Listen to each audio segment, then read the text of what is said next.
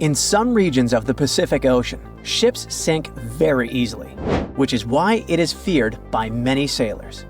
Although there are many routes in that area, there are some that few dare to risk because crossing them can mean facing extremely dangerous forces of nature. If you need to travel from Asia to America by ship, the most obvious route would be the shortest and quickest. That is, a nearly straight line under the North Pacific Ocean. But instead, it might be better to avoid crossing this place and opt for longer and more expensive, but much safer routes. There is not one, but several reasons. The Pacific is home to some of the most dangerous waters in the world. When we open a world map, we usually see that the Pacific Ocean is kinda divided, which prevents us from realizing how big it is. But in reality, this giant covers almost a third of Earth's surface. It's about 10 times larger than the smallest ocean in the world, the Arctic Ocean. In other words, when crossing it, the chances of being cut off from any landmass are very high. And in cases of emergencies, mechanical failures, or even storms, help might take days or even weeks to arrive. This significantly increases the risk of serious accidents, the possibility of cargo loss, and, in more serious cases, something even worse. Now think about it. A ship journey from Santos, Brazil to Cape Town, South Africa covers a little more than 3,400 miles. To get from Callao, Peru to Shanghai, China, you need to travel around 10,000 miles. Another major problem that prevents sailors from crossing the Pacific is storm systems, whose name already indicates what they contain: unpredictable and therefore dangerous storms. In addition, near the equator, there is a chain of winds called trade winds that directly influence the climate in the tropical region and occasionally cause rain. Trade winds are strong and constant winds that act like a whirlwind that rotates without stopping. And although they are extremely important for nature, as they spread moisture through forests and even influence the formation of deserts, they pose a problem. Their intensity changes depending on the season. In winter, for example, they can be much stronger.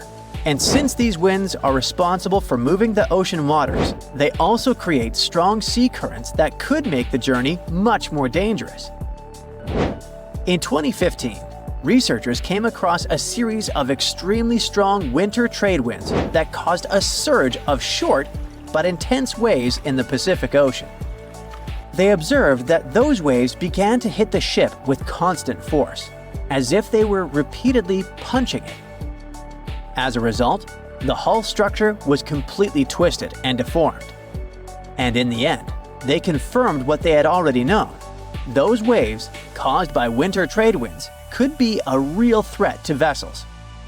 And by the way, do you remember that help in the middle of the Pacific can take a considerable amount of time to arrive? So, now there is much more than one reason behind the hostility of the winds. Such a large ocean doesn't have many geographical barriers, such as mountains or large islands. It means that there are no land structures around it that could hold back or slow down the winds and currents. So the trade winds and ocean currents have complete freedom to gain strength and speed. This explains why the Pacific is the scene of powerful storms and giant waves. This is different, for example, from the North Atlantic, where North America, Europe, and Africa help to contain and redirect the atmospheric and maritime systems. It is now very common for scientists to see the bottom of the Pacific Ocean as a giant jigsaw puzzle because it's literally full of moving pieces. It's home to the largest number of tectonic plates on the planet, and one of them, the Pacific Plate, is the largest maritime plate that science has ever identified. This particularity makes the region extremely unstable to earthquakes and volcanic eruptions. Even though the ocean may seem calm at first glance due to its geology, things can change very quickly. This makes it unpredictable and treacherous. For example, in 2022, the cargo ship 1 Apis was crossing the ocean, 1,600 miles northwest of Hawaii, when it was caught in a torrential storm. As a result, more than 1,800 containers were damaged, falling to the bottom of the sea. Hundreds more collapsed on the deck, turning into a real-life steel domino due to the force of the wind. The captain managed to steer the ship to Japan. The journey lasted about a week, and it was only when they got there that they understood the extent of the loss. But it wasn't just the one Apis. The following year, the ship Maersk Essen lost about 750 containers, while the Maersk Eindhoven lost more than 260. In both cases, the routes were bound for Asia. These three alone have already accounted for much more than the global annual average of containers lost at sea, which is about 1,382 per year. And the most curious thing is that these events happened in winter. Speaking of winter, it was in the winter of 2020 that the Pacific made history. Scientists recorded a 58-foot-high wave in the ocean, which is equivalent to the height of a 5 or even 6-story building. In general, a wave is considered giant or extreme when it's more than twice the height of the others around it. This one, however, was almost 3 times bigger than the rest. Now, it's important to remember that despite being rare and scary, these waves are not a tsunami, as they're caused by wind. Tsunamis, on the other hand, usually occur after underwater earthquakes or volcanic eruptions. Another big monster of the Pacific are typhoons, and the 2024 typhoon season confirmed this. One of the highlights was Hurricane Christy. It did not touch the crust, meaning it did not cause direct damage, but we cannot underestimate it. Christy reached Category 5 on the Saffir-Simpson scale, which is the maximum level. A hurricane of this degree is considered catastrophic, so it's no wonder that it was powerful enough to generate huge waves and extremely dangerous rip currents. In addition to this, there was also Super Typhoon Yagi, which hit the Asian continent with such force that it gained the reputation of the most powerful in the last 70 years. When it arrived in Vietnam, it caused around $1.6 billion in damage, destroyed infrastructure in several cities, and left a trail of victims wherever it went. As if that weren't enough, the Pacific is also home to one of the most unstable regions on the planet, the famous Pacific Ring of Fire. It's a huge, crack-shaped area that's home to intense volcanic and seismic activity. It's the most tectonically active place in the world, as the plates of the Earth's crust are constantly moving there. They move apart and collide, or grind against each other, which causes the region to experience earthquakes and volcanic eruptions all the time. Seismographs record some type of tremor there every 5 minutes. This dangerous region is responsible for about 90% of the planet's earthquakes. So, 9 out of 10 tremors occur within this ring, which stretches across the northern Pacific.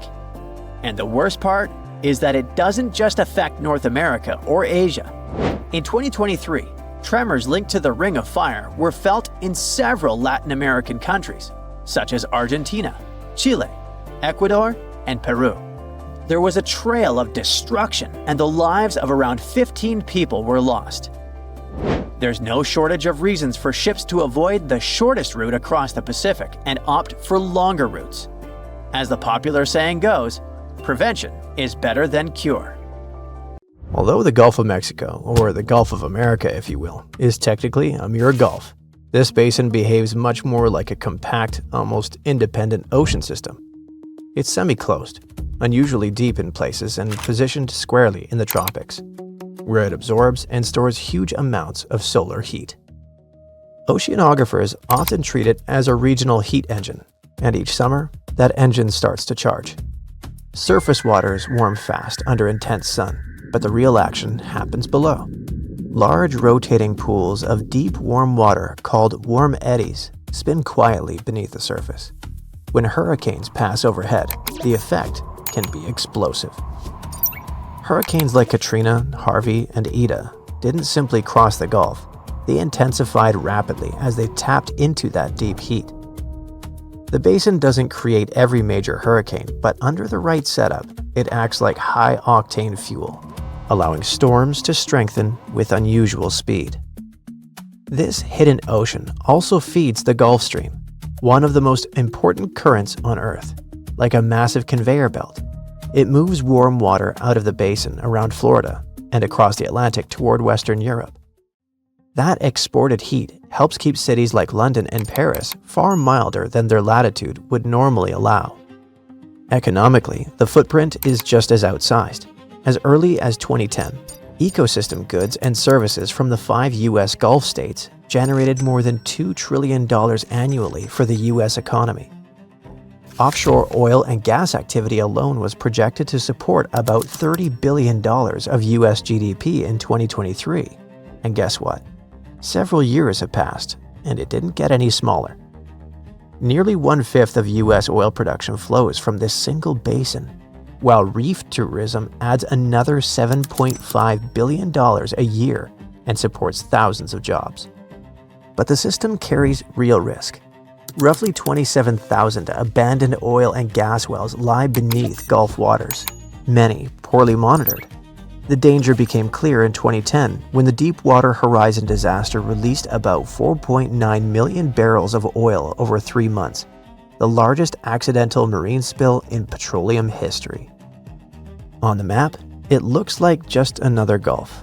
In reality, it behaves like a tightly wound ocean engine, one that links weather, energy, and climate across continents. Not officially the sixth ocean, but functionally, it's already acting like one. My, it's wet out here. In 2016, scientists decided to study the widest part of the Atlantic Ocean between Africa and South America. It's kind of lonely there. They went days without seeing a single plane or ship. It was mostly just dolphins and whales swimming by. They were in the middle of nowhere. So why? They were floating right above one of the most important geological spots on Earth, the Mid-Atlantic Ridge. It's where 2 monster tectonic plates meet.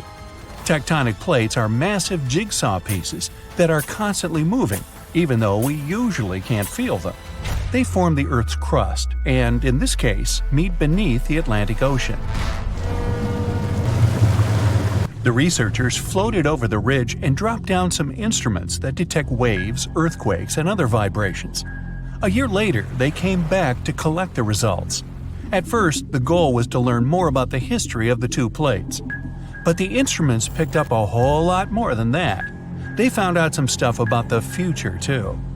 Way down at the bottom, there's a layer of extremely hot liquid rock that's constantly rising up, pushing on the tectonic plates and causing them to move apart from each other. That means that the Atlantic Ocean is expanding about 2 inches every year, pushing Europe and Africa away from the Americas. At the same time, its bigger neighbor, the Pacific Ocean, is shrinking. It's the biggest ocean, right now, with a huge area that's around 30% of the Earth's surface. Its average depth is 13,000 feet and is home to the famous Mariana Trench, the deepest spot in any ocean. And yeah, it's now shrinking by around 1/5 of a square mile per year. Some scientists even believe that eventually, millions and millions of years from now, the Pacific Ocean could completely disappear. This ocean is where we think most earthquakes happen, plus it's where a lot of the world's volcanoes are. All that causes lots of shaking. Plates move around and old parts of the Earth's crust get destroyed. The ocean floor can't grow fast enough to replace it. This means some big changes are coming in the future. A couple of inches isn't exactly a big deal, but after a few 100 million years, there'll probably be a new supercontinent on Earth. Australia is slowly heading north, and it could eventually collide with Korea, Japan, and eastern China. Africa is moving too. In 50 million years, it'll be pushing right up against the southern parts of Europe. Since it's all happening so slowly, I've had a chance to think up some future scenarios. Okay, not me. A bunch of super brainy scientists with even brainier computers. The first scenario, a monster landmass called Novo. The Americas would slam into Antarctica, then they'd team up and head over to Africa. Meanwhile, Africa would have already smashed into Europe and Asia. Not bad, at least you'd save some money on plane tickets. But for most people, it would take an epic road trip to get to a beach somewhere. The second scenario is Ultima. I feel like these all sound like car names. Anyway, in this scenario, the Atlantic stops getting wider. Actually, it's the opposite. It starts closing in on itself.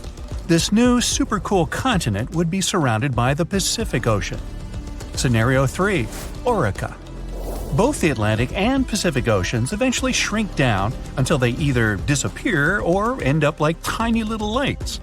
All the life in these two oceans is gone. Instead, some new ocean starts forming to replace them.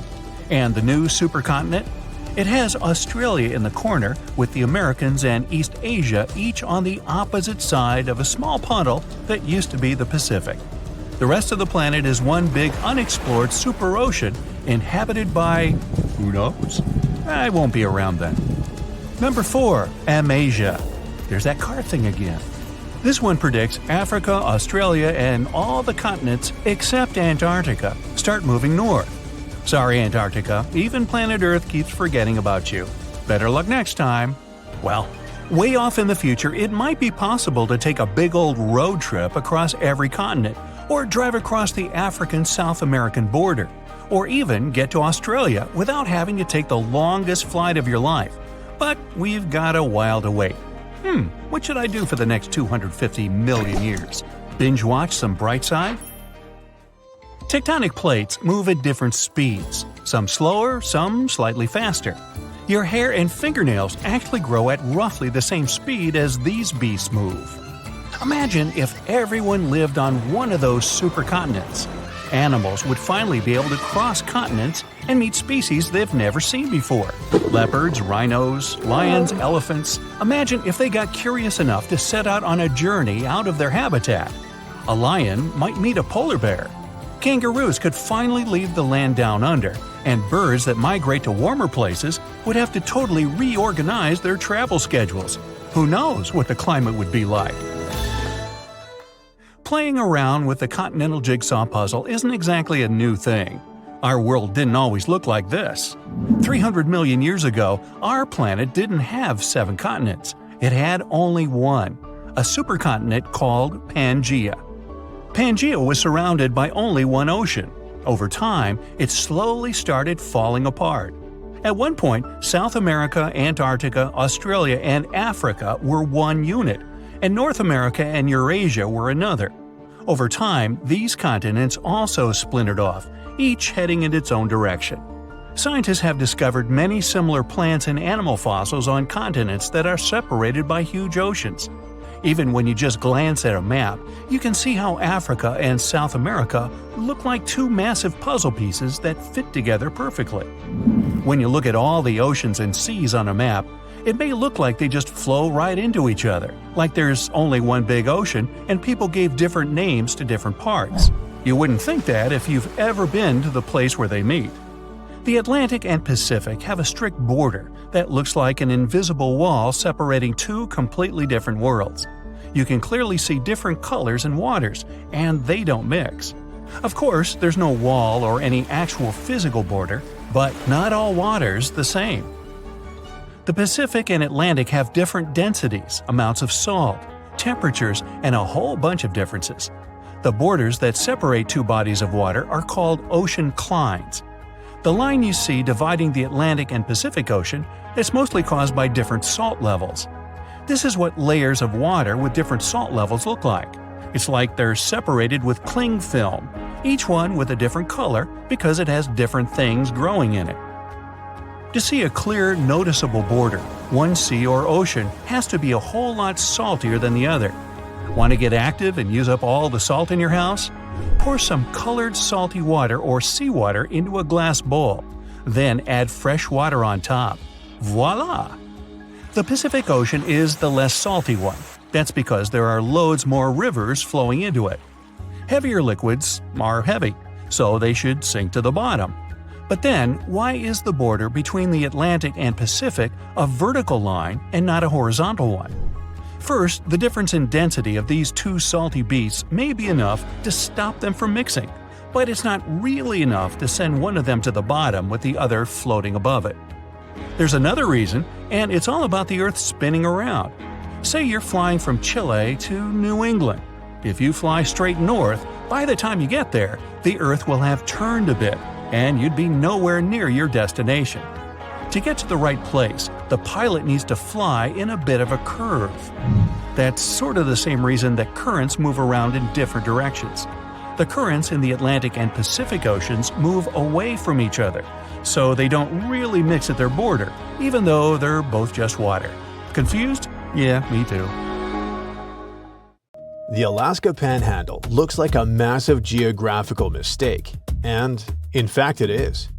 Someone drew this border based on mountains that literally do not exist, and today it's making life incredibly difficult for the people living there. How did the US end up owning this narrow strip of land that blocks Canada from the ocean? It all goes back to a bizarre agreement signed in 1825 between the Russian and British empires. Two superpowers sitting in Europe decided to establish a boundary through a wild, completely unexplored landscape. Making it follow the crest of the coastal mountains seemed to be a neat idea, with only one massive problem. Those mountains were a cartographic illusion. What they thought was a nice continuous ridge was actually a chaotic patchwork of peaks and fjords. Nope, they didn't check the terrain. You may wonder, why was it so important? When the US bought Alaska from Russia and gold was discovered in the region, this fictional line suddenly became highly contested. Who owns the coast simply rules. Back in 1903, an international tribunal stepped in and forced everyone involved to settle. The British judge sided with the US and the mistake was permanently locked in. Don't bring it up with Canadians nearby. It still angers them, as Canada was completely cut off from its ports, basically trapped behind a wall of land owned by the US. The issue is still valid today, and it's not just about old paper maps. Reality on the ground is harsh. The border they settled on is an absolute logistical nightmare. It completely fractured local ecosystems and split indigenous territories, like those of the Tlingit and Haida people, right in half. For the residents of these remote border towns, the daily impact is severe. Because of how awkwardly this line slices through the landscape, towns like Skagway, Alaska are only reachable by road if you drive through Canada. Meanwhile, Canadians living near the edge often have to cross international checkpoints just to reach the nearest hospital, buy basic groceries, or put their kids on a school bus. Imagine everyday life is dictated by Border Patrol. This jagged line is a stark reminder that borders are not just ink. When a boundary is based on total cartographic fiction, but enforced as hard fact, it's the local people who pay the price every single day. For eons, the Red Sea has separated the continents of Asia and Africa. They're close enough to wave at each other, but far enough that moving between them requires planning. Ferries do the job, but it's time for something better. That's why engineers have envisioned an ambitious mega project of tunnels and bridges that will not only link the two continents, but also reshape the region forever. Millions of years ago, the Arabian landmass slowly drifted away from Africa, opening a watery scar that we now call the Red Sea. This place is famous for its crystal clear water that looks filtered even when it isn't, as well as for coral reefs that seem to be painted by an overachieving artist. Let's zoom in on one specific location, the Strait of Tiran. Every ship headed toward the upper ports squeezed through this one busy hallway. On the one side is Egypt, the Sinai Peninsula, rugged, golden, and sprinkled with resort towns. On the other side, it's Saudi Arabia, the Tabuk coast, where quiet desert hills stroll right down to neon blue water. The distance between them looks tiny on a map, almost like someone forgot to connect the lines. That's because the strait is only about 8 miles from peninsula to peninsula, close enough that on a clear day you can sometimes see the opposite shoreline. It's a busy gateway, and it's the exact gap designers want to turn into a direct road and rail link. So what are they actually trying to build? The idea is to create one continuous route between the Sinai Peninsula and the Tabuk coast. Engineers are still deciding whether it should be a bridge, a tunnel, or a hybrid, the combination of two. The problem is under the water. Near the shore, the bottom is shallow enough to support strong columns, but as you move farther out, the seabed drops quickly until it reaches about 900 feet. It's almost like walking off an underwater cliff. That sudden plunge is too deep for standard bridge supports. The design has to adjust to the landscape instead of forcing one shape across the whole gap. If they go with a bridge, the builders would place huge steel tubes called caissons on the seafloor. Think of them as giant metal buckets. Once they're in position, the water gets pumped out so crews can build a dry foundation inside. Concrete turns that space into a pillar rising from the seabed. The floating cranes drop long road sections between those pillars like puzzle pieces. It works well in shallow areas, but anchoring becomes difficult in deep waters due to high pressure, soft ground, and strong waves. Tunnels avoid this by going under the problem, literally. Crews can send tunnel boring machines called worms, or they can build submarine-sized tunnel segments on land and sink them into place. It's the same trick used in the Hong Kong-Zhuhai-Macau megalink, which proves it works even in busy, deep water. Now, people might look at the map and think, 8 miles? That doesn't sound so bad. In reality, it's nothing like tossing a giant tree trunk over a river and calling it a bridge. Cars, buses, and trains need those long, slow, friendly ramps that don't feel like a roller coaster. By the time you build those ramps on both sides, the whole thing could stretch to nearly 20 miles. That puts it in the same club as giants like the Chesapeake Bay Bridge Tunnel in the US or the King Fahd Causeway between Saudi Arabia and Bahrain. But it's not just the scale or unpredictable seabed that makes this intercontinental project challenging. There's also the climate. Temperatures regularly pass 100 degrees Fahrenheit. Concrete dries faster than planned, so crews have to cool it or work in shorter windows. Steel stretches in the heat just enough to make precise work annoying. And workers themselves cannot stand in direct sunlight for long without feeling like a baked potato. On top of that, the salty sea air chews through metal quicker than most people expect, so the whole structure needs tough protective layers and regular checkup. If this project gets the green light, you're looking at a timeline of several years. A good comparison is the Øresund link between Denmark and Sweden. It's only about 10 miles long and still took around 4 years to build, in an environment that is much easier to handle than the Red Sea. Then there's the price tag. Early numbers land around $4 billion, but that feels more like a starting guess than a final bill. If they run into problems, that figure will almost certainly climb. There's also one other problem that must be brought up: swimming right under the surface.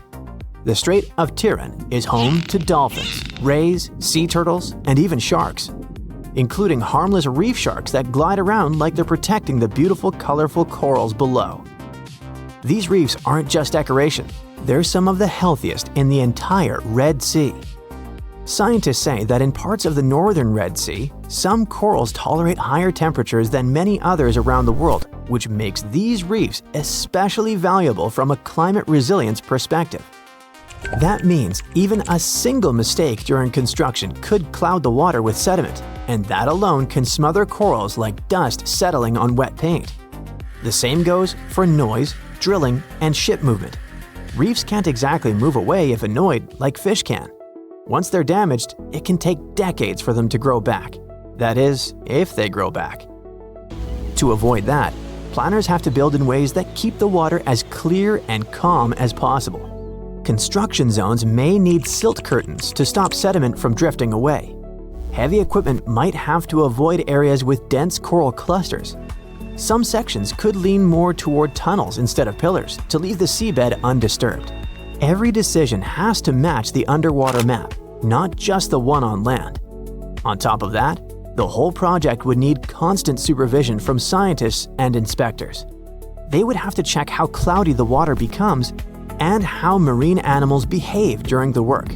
If something looks off, the only responsible move is to slow down or change the method, instead of just rushing to finish faster and leaving the reef to pay the price. But if everything finally clicks into place, the payoff is massive. Right now, if you decide to skip the ferry and stay on land, the map punishes you. You have to loop all the way around the top of the Red Sea, through other countries on a drive more than 1,000 miles. All of that just to cross a stretch of water that is only a few miles wide at its narrowest point. It's like walking around the entire block just to knock on your neighbor's door. A permanent link would change this. Travel time drops, ports on both sides become easier to reach, and a drive from Africa to Asia suddenly feels as normal as crossing a long highway bridge. Not to mention the coolest part, which would be the view if they decided on the hybrid version. You begin your journey on the Sinai side, with the desert behind you and the Red Sea ahead. Instead of waiting in a ferry line, you roll onto a rising ramp while the water glimmers below. The road dips into a tunnel under a busy shipping lane, and before long, you're back in the sunlight on the other side, now on a different continent. The train version could feel even smoother.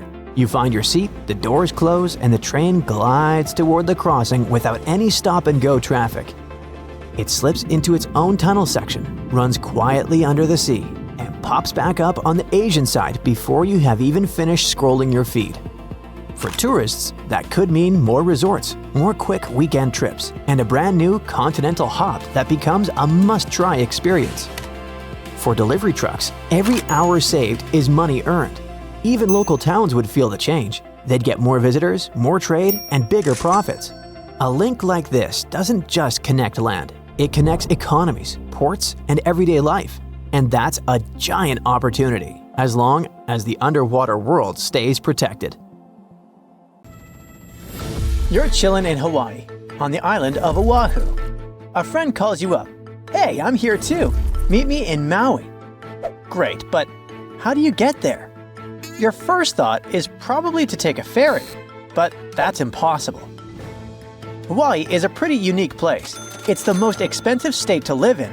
It has its own official language besides English. And it's the only American state made up entirely of islands. Hawaii has a total of 137 islands. 8 are the main ones, but only 6 are open to tourists.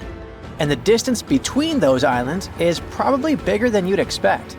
For example, traveling from Oahu to the Big Island is around 185 miles, which is about the same distance as Chicago to Indianapolis. You might be surprised that you can't make that trip by boat. In fact, the only ferry system that actually takes passengers in Hawaii runs between Maui and Lanai. That's it. So your only option is to travel between islands is by plane. Honestly, it's a little surprising, especially considering how many people visit Hawaii every year. Tourism pretty much drives their economy, and in the first 8 months of 2024 alone, over 6 million people visited its beautiful beaches. Knowing that, we would expect Hawaii to set up a good ferry system to make it easier for visitors to get around. Just like in Greece. This would probably boost tourism even more, bringing more money to the state. But believe me, authorities and private companies also know that. In fact, they've already tried it. Ferries were a big way of getting around in Hawaii from the 19th century up until the 1950s. Since then, there have been a few attempts to bring back a ferry service, but unfortunately, they have all failed. One of the biggest attempts was the Hawaii Super Ferry, which aimed to provide a fast, affordable boat service between islands. It could carry almost 900 passengers and even allow them to bring their own cars along. The trial run started in 2007, and people were excited, but it turned into a big fiasco. A bunch of legal and environmental issues came up, like concerns about the impact on marine life, especially whales. The courts decided the ferry didn't go through the proper environmental reviews, and that caused a lot of trouble. By 2009, after tons of protests and setbacks, they had to shut it down. If a project like this comes up again, it will probably fail one more time. And there are a few reasons why it's almost impossible to set up a regular ferry system there. Let's start by talking about Hawaii's rough waters. They are deep and wild. Take the Alenoiaha Channel, for example. It's a 30-mile stretch that separates Maui from the Big Island. Its name means Great Billow Smashing Channel, and it lives up to that. It's over 6,000 feet deep, making it one of the most dangerous stretches of water on Earth. The wind there is also super strong, the fastest in Hawaii's coastal waters. But it's not any easier in the rest of the archipelago. The whole region gets hit by storms from the Pacific up north, sending big waves crashing into the islands and making the waters rough and unpredictable. Swells can come from 3, 4, or even more directions, making the sea feel really choppy. Someone who's not used to taking ferry boats would definitely find that, well, uncomfortable, to say the least. To deal with rough seas like this, the ferries have to be really big and strong. But that also makes them more expensive and harder to run than the ones in places like Alaska or Washington State. Another reason it's so tough to set up this system today has to do with marine life. A big ship moving through the shallower waters when docking could really damage the local ecosystem. And there's also the problem that the sea routes are also the migration paths of many sea animals, like humpback whales and spinner dolphins. Not to mention, ferry services can make it easier to spread harmful plants and animals, what experts call invasive species. See, Hawaii's ecosystem is super unique because it's been isolated out in the middle of the Pacific. When we talk about plants and animals that are native to Hawaii, we mean they got there on their own, no humans involved. They arrived with the help of waves, wind, or even birds flying over. But events like these are super rare, so for over 70 million years, their plants and animals didn't have to deal with outside competition. That's made them really fragile. So, when new species get brought in by us, it can be a big problem, and they could end up harming the environment. Hawaii's already been battling invasive species like fire ants, coqui frogs, and meconium, a fast-growing plant from South America that takes over native forests. People there worry that ferries, which carry cars and cargo between islands, could accidentally spread these invaders even more. Like we mentioned at the beginning of the video, the long distances between their lands don't really help either. For example, if you were to travel from Oahu to the big island of Hawaii by boat, it would take around 30 hours, and that's without any stops. The same trip by plane takes about 50 minutes. Ferries that cover long distances are much more expensive, so they need a much bigger demand to make them profitable. On top of that, the state doesn't really have the infrastructure, like enough ports and terminals to support the operations. So setting up new routes is pretty much out of the question.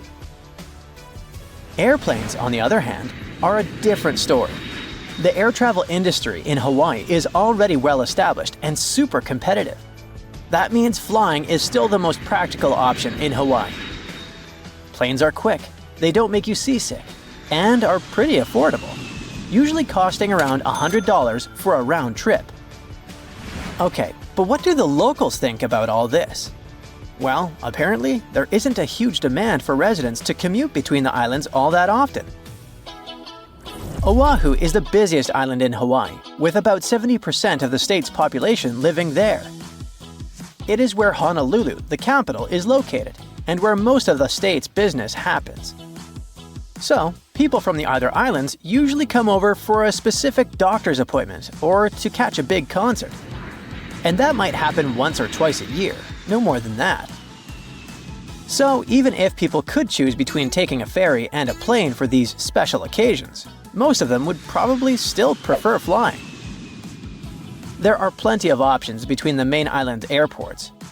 Planes usually start flying around 5 in the morning, and there are flights available every hour until the last one, which is usually at 9 in the evening. If you've been dreaming of going to this paradisiacal place but are worried about spending too much on plane tickets, I have some tips for you. First off, keep in mind that visiting all the main islands in 5 days or less is way too ambitious. So, if you don't have much time to spend there, think about your priorities. Each of the 6 islands open to tourists has its own vibe and activities. But you don't need to visit them all in one trip, and you can save some money by sticking to fewer islands. you can still explore the diversity of the islands by picking two that offer a nice contrast to each other. For example, while Oahu has that bustling city energy, Kauai has a much more relaxed vibe. Also, flights in the morning are usually cheaper, and it might be better to fly on a weekday rather than the weekend, although the price difference isn't usually huge. Hopefully these tips will save you some cash while still having an unforgettable island hopping adventure in Hawaii. Don't forget to share this video with a friend who's also dreaming of exploring these amazing islands. For millions of years, something has been lurking in the depths of the ocean. You can't see it, touch it, or map with sonar, yet it keeps entire species trapped where they are. Recently, scientists uncovered its victims, strange jellyfish cousins that look almost identical, except for one odd detail. One travels the world's oceans, the other is stuck in the Arctic, unable to escape.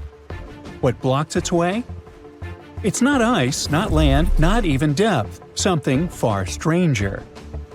Let's take a look at this mystery. The jellyfish in question belong to a subspecies with a pretty complicated and hard-to-pronounce name, so I won't. See? Anyway, they live very deep in the ocean, about 3,300 to 6,600 feet down. That's so deep that sunlight doesn't even bother showing up there. The strange thing is that some of these jellyfish have a little bump or knob on top of their umbrella-shaped body, and others don't. And this tiny difference decides their entire life story. Jellyfish with a knob are world travelers found across all oceans. Jellyfish without a knob are stuck in the Arctic, like they're grounded for life.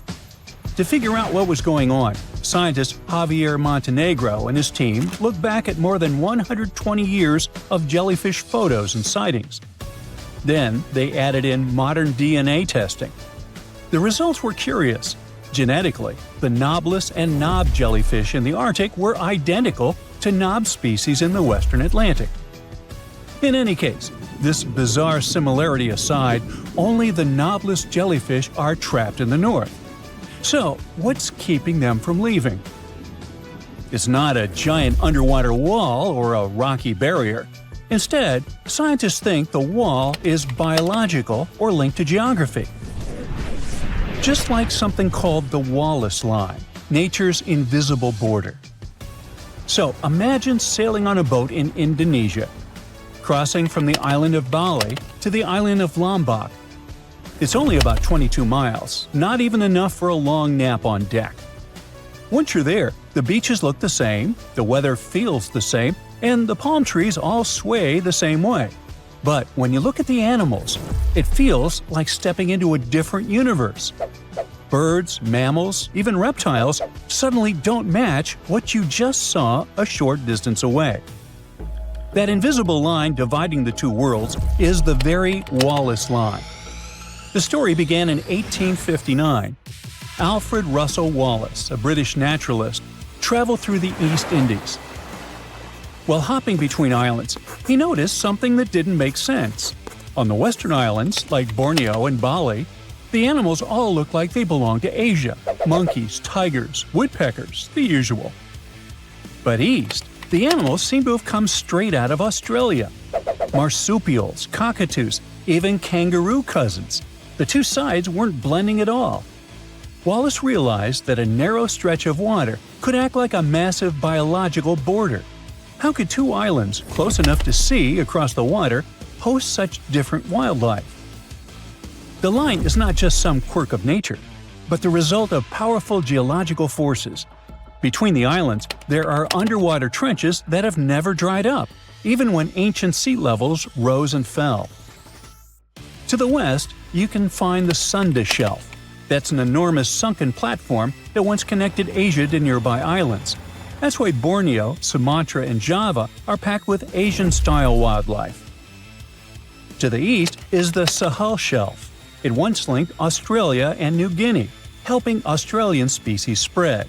The Wallace Line slices right between these shelves. This part of the world, the Indo-Australian archipelago, is where four massive tectonic plates slam into each other. As the seas rose, animals became trapped on islands. When seas fell, some species made it across, but not so many. That's why two islands, separated by just a short boat ride, ended up with completely different ecosystems. The Wallace Line isn't some recent discovery.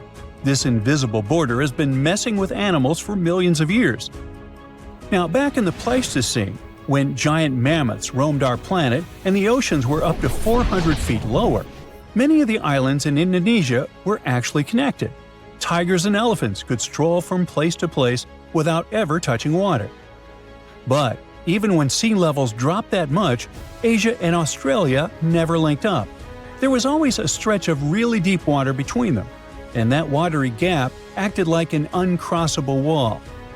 For more than 50 million years, it's been stopping animals from mixing, keeping Asia's lineup on one side and Australia's weird crew on the other. That middle zone of islands, the ones stranded between the two continents, is called Wallacea. Only animals that could swim, fly, or somehow make it across the open ocean managed to live there. Everyone else was stuck at home, no exceptions. As you see, there can be a logical scientific explanation for almost any phenomenon on Earth. Maybe we could find one of those poor trapped jellyfish. Apparently, the problem lies in the North Atlantic Drift. It's a warm current that flows up from the Gulf Stream. Scientists don't know exactly why, but something about this area blocks the knobless jellyfish. One theory claims that predators beyond the drift are too dangerous for these creatures. Another idea is that the knob itself somehow gives jellyfish an edge in survival, but no one really knows. For now, it's like an invisible border. Knob jellyfish pass, knobless jellyfish stay put. On the Pacific side of the Arctic, there's no need for a mysterious barrier. The Bering Strait already does the job.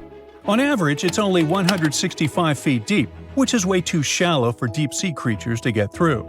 So these jellyfish, knob or no knob, can't escape south. And since we're back at the topic of animal life, let's speak a bit more about the weird fauna quirks of the Wallace Line, because animals are the easiest way to see this barrier in action. Birds, for example, often refuse to cross even the tiniest gaps of open water, so their species stop right at the line. Mammals are even stricter. Bats can cross because they fly, but larger land animals never made the jump. On the Australian side, it's all about marsupials like kangaroos and possums. You'll also find native rodents that settled there more recently. On the Asian side, you get a different cast: apes, elephants, tigers, cats, monkeys, rhinos. Sure, there are some oddball exceptions. Sulawesi, right in the middle of the divide, has macaques, pigs, and big-eyed little tarsiers. But overall, the split is obvious. Step off the boat, and the animal world changes completely. But then, what about plants? Well, they don't always follow the rules as neatly. Seeds can hitch rides on birds, float on water, or get blown by the wind. But even here, the Wallace Line shows up. Take eucalyptus trees, for example. They're as Australian as kangaroos. Almost no species make it across to Asia. There's just one exception, which somehow popped up on Sulawesi and the Philippines. That's the magic of the Wallace Line. Two islands can look the same climate, same forests, sometimes even close enough that you can see across the strait. But their animals are like night and day. And it's all because of an invisible border in the sea that's been in place for millions of years. Such discoveries might sound small, but they're important. They show us that there are still hidden boundaries in the ocean that humans don't understand. These invisible fences could explain how marine animals spread, evolve, and survive. As scientists put it, finding two different body shapes inside a single genetic family shows how little we know about jellyfish and other gelatinous creatures. As for the Wallace Line, even today, it stands as one of the most fascinating mysteries in biogeography. It reminds us that life doesn't always spread evenly. Sometimes, a short stretch of water can act like an uncrossable wall. There's a lot more mystery in the deep sea than we thought. Kaboom! One huge asteroid could be enough to wipe out all dinosaurs that ever roamed the Earth, leaving behind nothing but a huge crater. Yeah, we're in the Yucatan Peninsula, Mexico, and underneath there's Chicxulub, a massive crater. Now, if there's this immense hole, there must be a meteor too, right? Well, weirdly, no one has ever seen the actual remnants of the space rock itself. It's a bit weird, especially considering how important it is. After all, many think the same meteor that created the crater is the one that wiped out dinosaurs. Now, it might have vaporized on impact, creating a massive explosion. Most of the meteor could have turned into gas or tiny fragments scattered across the atmosphere. Or it might still be here, on Earth, just hiding. And scientists have finally discovered where to look for it. But it's not easy to reach. Around 66 million years ago, a giant asteroid went down and marked the end of the Cretaceous period. It slammed into what's now called Mexico, just north of Central America. The explosion from the impact triggered a global heat wave, which was followed by years of winter. It threw Earth into total chaos. The consequences of this catastrophe led to the extinction of more than 60% of life on Earth, including all the non-avian dinosaurs like T-Rex and Triceratops. It also took down flying reptiles, pterosaurs, and sea creatures like mosasaurs. Long story short, it was the end of the dinosaurs era. But don't be too sad about it, because it paved the way for the rise of mammals, and you and me. Anyway, scientists have recently figured out where the infamous asteroid came from, and where it ended up. The thing wasn't just wandering around Earth's neighborhood. This massive rock might have formed beyond Jupiter and headed straight for our planet. But we'll talk about that a bit later. First, let's look more closely at the collision that created the Chicxulub crater. When the asteroid slammed into Earth, rocks from deep within the planet's crust were thrown up to 15.5 miles into the sky. It also created mountains taller than the Himalayas around the crater's edge. The asteroid itself, called the Chicxulub impactor, was about 6 to 9 miles in diameter. It hit Earth at a speed of around 12 miles per second, coming in at a 60-degree angle. I know we're not in a geometry class, but the angle is important here, since it was exactly right to send the maximum amount of vaporized rock into the atmosphere. As a result, massive plumes of sulfur gases and fine dust shot up, blocking out the sun and causing what's known as an impact winter, which lasted about 15 years. At the time, dinosaurs reigned on Earth. They'd been around for nearly 200 million years before the catastrophe led to their disappearance. The meteor theory seems all plausible, and all the facts add up, but even now, not everyone agrees with that. Some believe that dinosaurs were already on the brink of extinction before the asteroid impact, and the collision might have just sped up the process. Anyway, most dinosaurs were wiped out, but if scientists are right, then those who somehow managed to survive were the ancestors of modern-day birds. So we have an idea of what might have happened, but it took years of studies. The crater was first identified by scientists working for Pemex, a Mexican oil company, in the 1970s. And sometime later, scientists finally realized the mass extinction event that ended the Cretaceous period was because of the Chicxulub. One piece of evidence that pointed to the asteroid were the local fish back then. You see, when the asteroid struck, the immense force of the impact reshaped the planet's surface. For example, it turned rocks into glass-like spherules. Now, spherules are like small spherical particles that can form from the rapid cooling of molten silica droplets. And some of these spherules ended up in the gills of fish that were wiped out by the impact. So, when during another research, scientists studied these fossils, it became obvious to them that the asteroid strike had happened during springtime in the northern hemisphere. They figured this out by studying the lines of growth in the fish's bones. Yep, those can be read just like tree rings. Of course, throughout many years, researchers continued exploring the impact site, hoping to find new data about the catastrophe. Their best bet was to turn to the chemical record left behind by the asteroid, the debris of which is hiding under all those layers of rock and sediment under the Yucatan Peninsula. So they studied the chemical signatures in rocks from the end of the Cretaceous period and found that the asteroid came from beyond Jupiter.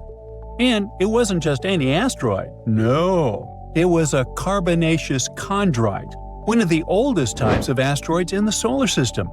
It most likely formed billions of years ago. These types of asteroids only come from the region beyond Jupiter. So the asteroid that caused the extinction event must have originated there. One of the main clues was ruthenium.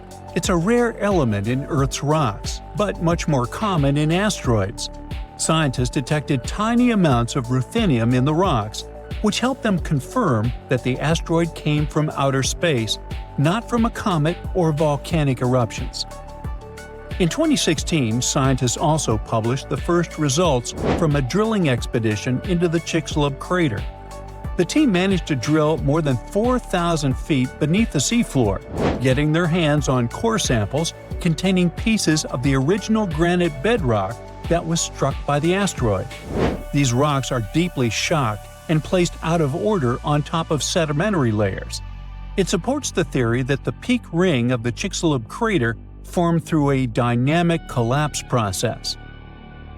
Now, about that peak ring. Scientists specifically targeted it in their exploration. The so-called ring is a circular ridge inside the crater rim. Similar peak rings can be found in the largest impact craters in our solar system, on the Moon, Mars, and Mercury. But on Earth, Chicxulub is the only well-preserved crater with a peak ring. This discovery also aligns with recent findings from NASA's lunar mission. It showed that the peak rings within the Orientale impact basin on the Moon had formed in an equivalent way to those at Chicxulub. The team is so eager to study the peak ring because they want to test their models of crater formation. Plus, they hope to find out whether this area could have been one of the first habitats for microbial life after the asteroid impact that wiped out dinosaurs. The peak ring formed just minutes after the impact. The deep granite bedrock, initially flowing like a liquid, rebounded into a central tower as tall as 6 miles before collapsing into the ridge we see today. This was followed by a layer of breccia. That's a jumble of rocks and impact melt. And after that, ocean tsunamis brought massive amounts of sandy sediment into the crater. Another find from 2016 was a 10-foot-long core, which revealed bits of granite and minerals from hot, fluid-filled cracks. That was a sign that they had finally entered the peak ring. Geophysicists from the University of Texas explained that they had expected the peak ring to be a large hydrothermal system, and they were drilling to confirm this. The team eventually reached deeper layers, drilling down to 4,380 feet. The team was able to collect most of the core samples they hoped to get, and the samples they got were in great shape. They also gathered lots of useful data from the early Paleocene period and completed a successful scan of the drill hole. Now, scientists from around the world will need some time to fully study and understand what these findings mean. But they're sure that this mission will help answer some big questions, like what exactly happened when the asteroid hit, how it wiped out the dinosaurs, and how impacts like that affect life deep underground. If all the volcanoes on Earth suddenly erupted together, it'd be loud. We'd also have around 1,500 of these formations bursting at once. Now normally it's just 10 to 20 volcanoes that are active each day. But what would the world look like if they all blew their tops simultaneously? Geologists think it wouldn't be pretty. Even if only the land volcanoes erupted together, it would set off a chain reaction way worse than anything we've ever seen before. The two big problems would be ash and volcanic gases. While the explosions in lava would be damaging for people nearby, the real danger lies in what happens next. A thick layer of ash would cover the planet, blocking out sunlight completely. No sunlight means no photosynthesis, which means crops would fade away and temperatures would drop considerably. And all this ash cloud could remain in our atmosphere for up to 10 years. Now, ash aside, there's also acid rain to worry about. Volcanic gases like hydrochloric acid and sulfur dioxide would mix with the atmosphere and fall back down as acid rain. This type of weather would harm the groundwater and ocean surfaces. Even if humans would find a way to survive up to this point, we'd have no corals and no other sea creatures around. Scientists have seen similar events in Earth's history at a smaller scale. Big volcanic eruptions have been linked to mass extinctions.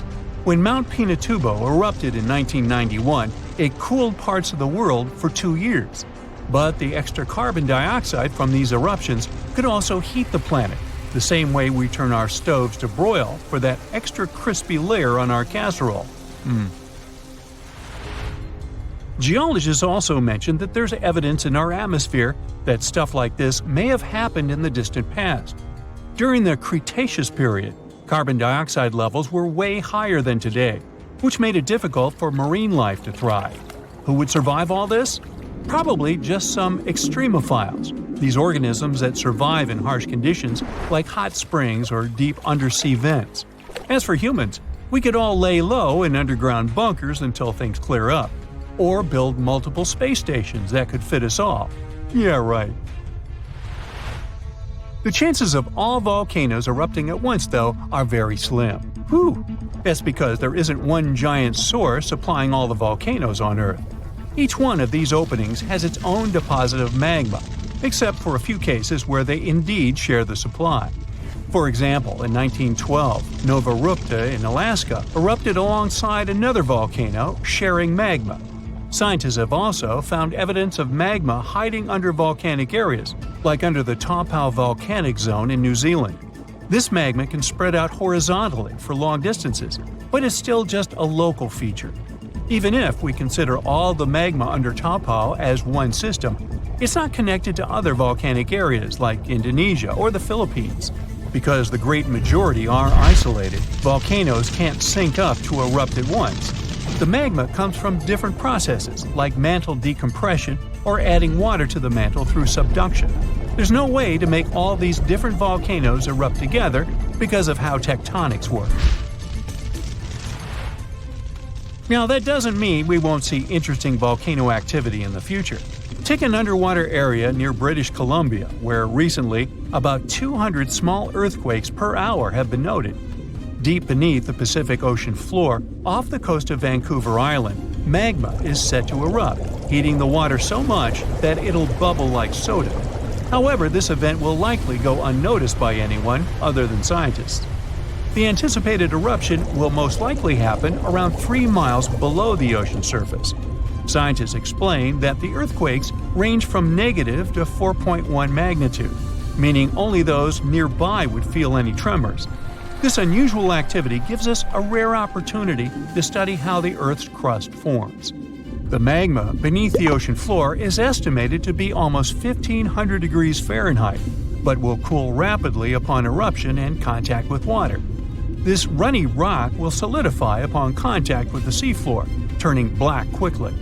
This event will be useful for biologists too, who will have the opportunity to study the marine animal's response to any changes, like run! Antarctica, often seen as a vast icy continent, also holds a volcanic surprise beneath its frozen surface. Researchers have identified over 130 under the western ice sheet alone, making it the largest volcanic region on Earth. Most of these volcanoes, about 90, were only recently discovered in 2017. But could any of these Antarctic volcanoes actually erupt? Well, it depends on which volcano we're talking about. While these formations are relatively young in geologic terms, it's hard for scientists to tell if they're still active or not. There are only 2 confirmed active volcanoes in Antarctica, Deception Island and Mount Erebus. The latter, standing tall as the highest peak on the continent, has been continuously erupting since at least 1972. It's known for emitting gas and steam, and sometimes even throwing out rocks in what are called strombolian eruptions. One of its most notable features is a persistent lava lake in its crater, a rare phenomenon due to specific conditions needed to keep the surface molten. For instance, It's fueled by a steady supply of magma from deep within the Earth's mantle. This continuous inflow of molten rock provides the material for the lava lake to exist. It also features low ambient temperatures. Despite its location in Antarctica, Erebus has relatively mild temperatures in its summit region because of the heat generated by the volcanic activity. This allows the lava lake to remain liquid rather than freezing over. Deception Island, another active volcano, last erupted in the 70s. While it's currently not showing signs of imminent eruption, it's being monitored closely for any concerning activity. Apart from these two being confirmed to be active, Antarctica is dotted with fumaroles, openings in the Earth's crust that release gases and vapors. Sometimes these fumaroles can create icy towers reaching heights of 10 feet. What we should focus on is maybe supervolcanoes. They're this type that has the potential to produce the most massive and destructive eruptions. Unlike the typical one, which has a single vent, supervolcanoes have a vast magma chamber beneath the surface, spanning tens or even hundreds of miles in diameter. Their eruptions can have catastrophic effects on the surrounding area and even impact global climate patterns because of the amounts of ash and gases they spill out into the atmosphere. One famous supervolcano is the Yellowstone one, which some say is gearing up for another eruption. It has the capacity to unleash a colossal eruption, spewing over 240 cubic miles of material. As much as we'd like to predict its behavior, volcanoes don't stick to a calendar. On the contrary, eruptions simply happen when there's enough magma beneath the surface. There also needs to be enough pressure for the magma to travel upwards. As far as we can measure, these conditions are not currently met at Yellowstone. Sure, many volcanoes operate on a cyclical pattern, but that doesn't mean Yellowstone is overdue. In fact, Yellowstone has had just 3 major eruptions over the past 2.1 million years. Also, the term supervolcano refers to the formation's size, not necessarily how fussy it is. Yellowstone's monitoring is extensive, tracking seismicity, ground deformation, thermal emissions, gas, water chemistry, and surface changes. Signs of an eruption would include thousands of earthquakes over a short period. We'd also see deformation on the ground and weird gas emissions ahead of time. Stable, as it might look like for now, the consequences of it having a major eruption could look ugly. Ash dispersion could blanket a 500-mile radius, potentially disrupting Midwest agriculture and clogging waterways. Ash and gas emissions into the stratosphere could induce global climatic effects, making our planet colder for several years. And yes, we've seen some research that it shows there's more liquid molten rock under the Yellowstone volcano than scientists believe. But that doesn't translate to imminent danger. See how the Antarctic Peninsula looks just like South America, but upside down? This isn't just a coincidence. It's the ghost of a 30-million-year-old breakup. These continents were once connected, but their divorce gave birth to an ocean current so powerful it was capable of completely freezing Antarctica and shaping its landscape. Here's how it went down. Tectonic plates pulled a sneaky move and cracked open a ridiculously narrow passage in the ocean, about only 500 miles wide, forcing 4.5 trillion cubic feet of water to flow inside this geological straw. This was the birth of an ocean current stronger than the Amazon River. This ocean current, called the Antarctic Circumpolar Current, by the way, flows in a circular motion, going clockwise because of the strong winds that blow over there. This circular motion around Antarctica caused erosion, shaping the landmass of the continent into a circle, except for that stubborn peninsula, which is being slowly dragged east like a kid refusing to leave a playground. Wait, South America and Antarctica used to be one? Yep, a long time ago. South America, Australia, and Antarctica were all part of a supercontinent called Gondwana, which also included Africa at some point. Back then, South America and Antarctica used to be basically joined at the hip by a land bridge called the Antarctic Land Bridge, which just so happened to be a lush green forest and also a great dinosaur highway. Yeah, you heard it right. Dinosaurs. A 95-million-year-old dino, whose name I can't pronounce, sorry, was discovered in Australia, and scientists found out it had actually been a distant cousin of Argentina's Sarmientosaurus. Same jaw, same chisel teeth, same everything. These guys were like identical twins, separated by an ocean. How? Because back then, Antarctica wasn't a frozen wasteland. It was a temperate rainforest, like Oregon, making it a pretty nice travel route for a dino family. But the land bridge wasn't just for dinosaurs. About 40 million years ago, the ancestors of Australia's marsupials waddled to the land down under all the way from South America, taking the Antarctica route, another proof that these continents used to be connected. Things remained somewhat peaceful for the dinos and the marsupials until Earth's ground started moving. This is what a German scientist called the continental drift theory, back in 1912. Our German friend here basically looked at the coast of South America and went, "Hey, this looks like it could fit into the coast of Africa." Like a scientific Sherlock Holmes, he noticed what others had overlooked for centuries. The continents were clearly pieces of a larger puzzle. And he was right. Here's the deal. Planet Earth is made of many layers of rocks and metals, like a cosmic onion. The outermost layer, the lithosphere, is divided into pretty solid tectonic plates that move atop a layer of softer, somewhat molten rocks, like slippery ice. This is why the plates move. In fact, they've been rearranging Earth's face for billions of years, with supercontinents forming and breaking apart in cycles, like a slow-motion game of bumper cars. This movement might be pretty slow since most tectonic plates only move 0 to 3.9 inches every year, except for the Nazca plate, racing ahead at 7.8 inches, about as fast as your hair grows. But don't let their snail's pace fool you. These shifting slabs are the ultimate planet shapers. Their slow dance gives us everything from earthquakes that build mountains, like the Himalayas, to rifts that birth oceans, like the Atlantic. All because the oceanic crust is dense and sinks like a stone, while continental crust floats like a cork. It's this density difference that explains why continents exist at all. Without it, Earth would be completely covered by shallow seas. This slow-motion planetary renovation project is exactly what tore South America and Antarctica apart 30 million years ago. The plates under these continents started to drift apart in a process called crustal extension. It's like the lithosphere was pizza dough being slowly stretched until it thins and splits. As the crust stretched, it became thinner and weaker, eventually cracking like the surface of a drying lake bed. This whole thing gave birth to a new tectonic plate, the Scotia Plate, that emerged between South America and Antarctica, like a geological divorce lawyer. For a while, parts of this plate stayed above water as the last gasp of the Antarctic land bridge. It was Earth's version of that one thread still connecting your hoodie after the zipper breaks.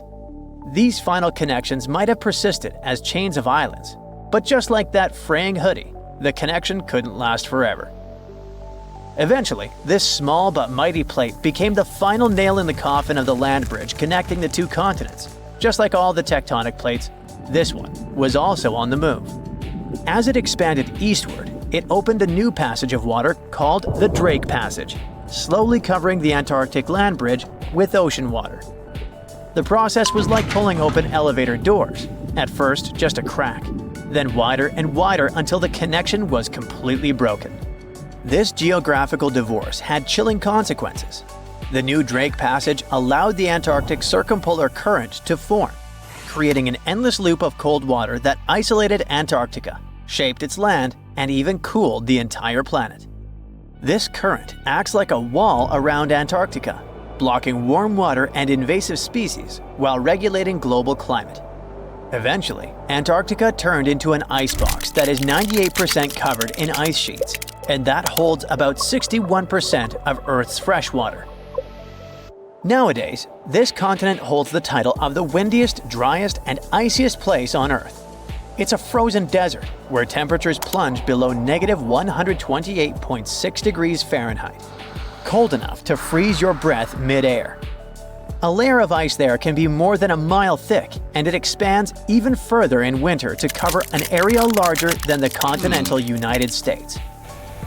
Today, if you want to travel to Antarctica, the quickest sea route is through the Drake Passage, a 500-mile wide body of water that is narrow enough for the winds to scream across thousands of miles, transforming into monstrous waves that can tower up to 49 feet, though calm days create waves only 13 to 16 feet high. Still twice as tall as Atlantic waves, mind you. This is probably why sailors call this stretch of ocean the Drake Shake. But tectonic movement isn't just about shifting continents. It's Earth's ultimate life support system. You see, about half of our planet's heat comes from radioactive decay in the core. Thanks, uranium-235. Something like nature's nuclear reactor. This heat is behind everything from volcanoes to the very plate motion that once connected Antarctica to South America. And it only comes out of the core because of tectonic movement. Without this internal heat engine, Earth would be just like Mars. When the plates move and release heat, they also release CO2 gases into the atmosphere, regulating the temperature of our planet.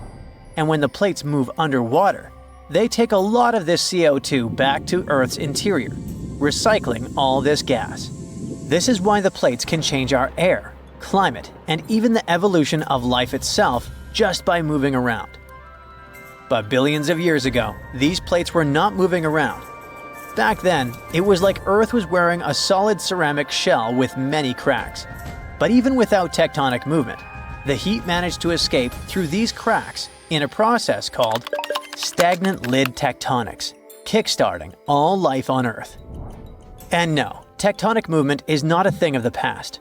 Earthquakes are the living proof that it is not just happening today, but might repeat again on a more dramatic scale in the future. You see, to form supercontinents like Pangaea, smaller megacontinents have to dive beneath another. And scientists predict that a similar process might create a new supercontinent called Pangaea Proxima in 250 million years. By then, humans might be extinct or living on Mars, but Earth's tectonic dance will continue, even without us. Not bad for something that moves more slowly than a traffic jam. Turns out, Antarctica and South America used to be BFFs before all that tectonic drama split them up, like a messy breakup that literally froze one of them out. Now, they just awkwardly mirror each other from across the Drake Passage. Classic exes. Earth has one huge connected global ocean that covers about 71% of the planet's surface. And since it's all water, it could make sense that it's the same height everywhere in the world, right?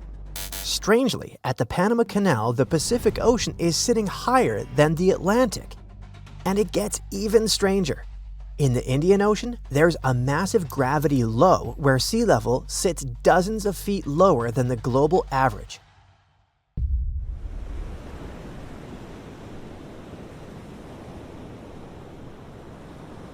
Let's figure out the mystery of the Pacific Ocean first. The difference in height between it and the Atlantic is, on average, about 8 inches, and that's a carefully measured, long-term difference. We aren't talking about waves or high tides here. The thing is, water expands when it's warm. The Pacific is usually warmer than the Atlantic, so its water kinda takes up more space. Salinity matters too. The Pacific is less salty in many regions. Fresher water is less dense, and less dense water sits a little higher. Then there are currents and winds. Strong trade winds, which are winds that blow from east to west just north and south of the equator, push massive amounts of water westward across the Pacific. That water piles up along continental edges. But probably the most important and unexpected factor is that gravity isn't the same everywhere on Earth. Continents, islands, and even underwater mountain chains pull on the ocean's surface. And the ocean actually follows Earth's uneven gravity field, not its geometric shape. Because of all this, global sea level can vary by up to 10 feet from one region to another. Now imagine how difficult it was to fight gravity and build a canal connecting these two oceans. Engineers had to consider the Pacific-Atlantic height difference while working on the construction of the Panama Canal. Surprisingly, it turned out that it wasn't the main obstacle. There were much bigger problems, but we'll talk about them a bit later. So one day, people looked at Panama and thought, How hard could it be to dig a canal and connect two oceans? Very hard. The surface of Panama is steep, muddy, rainy, and unstable. So instead of digging in a sandbox, building a canal would be carving a trench through a wet, collapsing mountain. Engineers wanted a sea-level canal cut straight across so ships could cruise through without any locks or lifting. But Panama wouldn't cooperate. Every time workers dug into a hillside, the dirt slid right back down. During the rainy season, rivers flooded everything, burying the equipment. Then workers started getting sick constantly. At the time, scientists didn't fully understand that mosquitoes were spreading diseases, so outbreaks were literally wiping out crews. Thousands of people lost their lives. Eventually, the whole project collapsed, both financially and physically. Years later, the US tried again, but this time they decided to take nature into consideration. Instead of digging straight through at sea level, they built a giant water elevator system. It works like this. Ships enter huge chambers and the gates closed. Next, water fills in and the ships get lifted about 85 feet. That's basically the height of an 8-story building. That's where a huge artificial lake is. The ships cruise across that lake, then get lowered back down on the other side. It's like moving ships over a hill using bathtubs the size of skyscrapers. Anyway, what's the deal with Earth's gravity? Forget the idea that our planet is a perfect ball. Imagine it as a lumpy and spinning potato. The middle bulges out a bit because of the planet's rotation. The crust isn't uniform either. The density below the surface changes constantly. Some areas are heavy and dense, others light and floaty. That's what actually shapes gravity across the planet. Now, it's time for the geoid to enter our story. It's the shape the ocean would have if it were shaped only by Earth's gravity and rotation, with no waves, no winds, and no tides.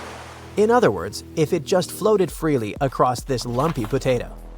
Over dense areas, gravity pulls harder, so the water piles up. Over lighter areas, gravity is weaker, and the water sags.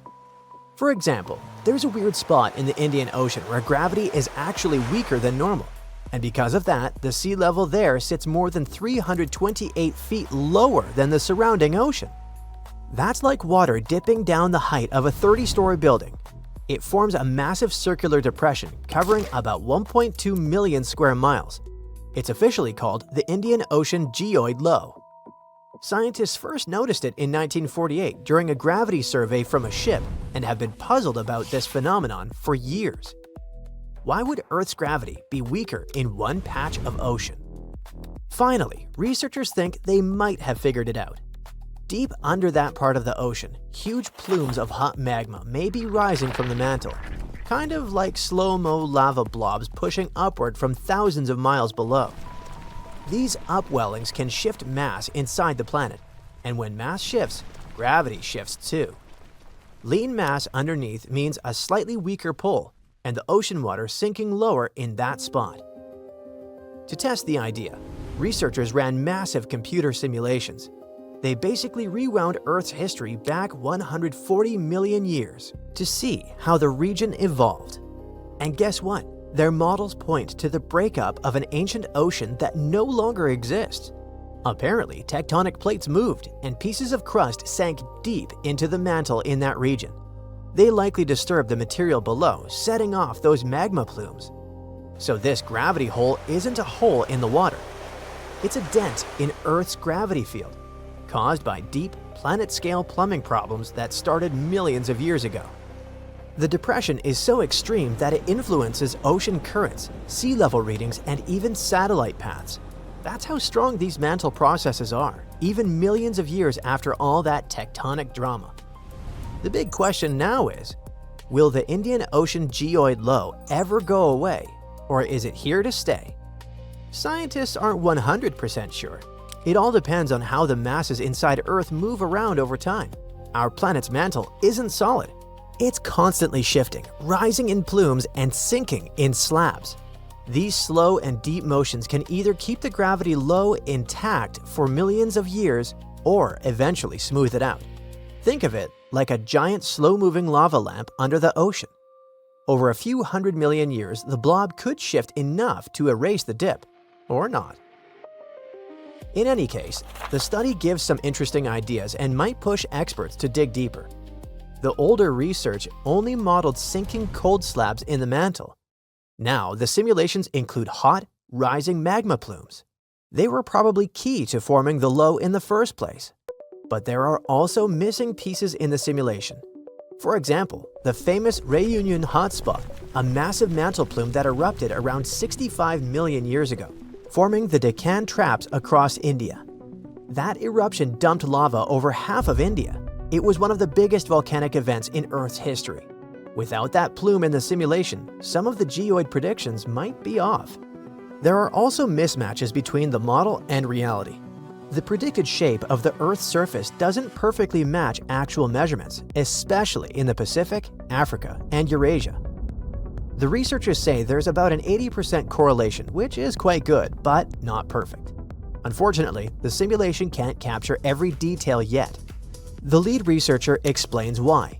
We just don't know exactly what Earth looked like millions of years ago. Plates were shifting, oceans were moving, and continents were crashing into each other, so there's a lot we just don't know. The models can only give us a rough idea of what the past looked like. Still, despite the small errors, the main takeaway is the following.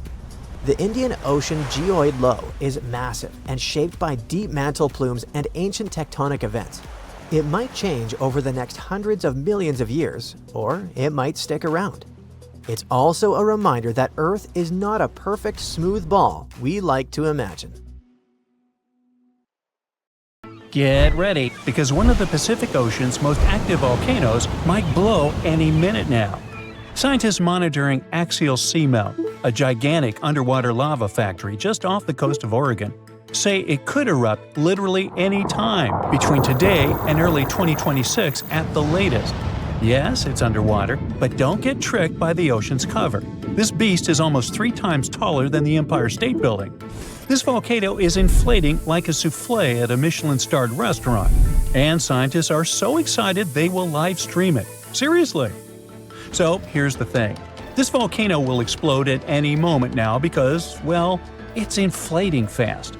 Over the past few months, researchers have noticed that the seafloor is literally rising. It's like Axial is doing its best impression of a waterbed filled with molten rock. Scientists call this inflation, which sounds like something you'd complain about after Thanksgiving dinner. But in volcano terms, it means magma is piling up underground, causing the seafloor to bulge like a souffle that's this close to collapsing. Now, an underwater volcanic eruption might not sound so exotic. After all, most volcanic activity on Earth happens under the sea. Believe it or not, there are more than 1 million submarine volcanoes quietly churning lava beneath the waves as you watch this. The ocean floor is Earth's biggest volcanic hotspot. What makes axial seamount so thrilling is that it's under intense scientific surveillance, unlike any other underwater volcano. It's like the star player in a volcanic reality show, with a network of ocean-bottom instruments giving researchers real-time updates on magma movements, seismic tremors, and crust deformation. In fact, axial seamount hosts the world's first-ever underwater volcanic laboratory. Scientists have been keeping a constant eye on it since the 1990s, when they installed sensors that now relay live data straight from the seafloor. This kind of monitoring is unheard of elsewhere and has turned Axial into a geological celebrity, one whose behavior we can track with remarkable precision. Besides, Axial is hilariously predictable. It erupts roughly every decade, and right on cue, it's gearing up for another performance. By mid-2024, it had inflated to nearly the same level as before its last eruption, which means the countdown is on. Scientists are so confident in its schedule that they've set up a volcanic advent calendar, waiting for the day when Axial decides to pop. But hold on, axial seamount isn't just your average underwater volcano. It's got style, personality, and a geological identity of its own. Now, most underwater volcanoes, called seamounts, tend to look like cones or flattened domes. Axial laughs in the face of tradition with its unfashionably rectangular caldera, a 2-by-5-mile crater that looks like it was designed by a geologist with a ruler and a grudge against curves. Most volcanoes opt for the classic circular look, But axial, it went full avant-garde. This caldera is punctuated by fissures, vents, lava channels, and mysterious dome-like structures that rise hundreds of feet high. It's like the volcano's wearing a funky geometrical crown instead of the usual rounded hat. What's more, axial's location is like prime real estate for geological fireworks. It sits right where two major forces collide, literally. First, it's on the Juan de Fuca Ridge, an underwater mountain range formed where two tectonic plates are slowly pulling apart, like a zipper being undone.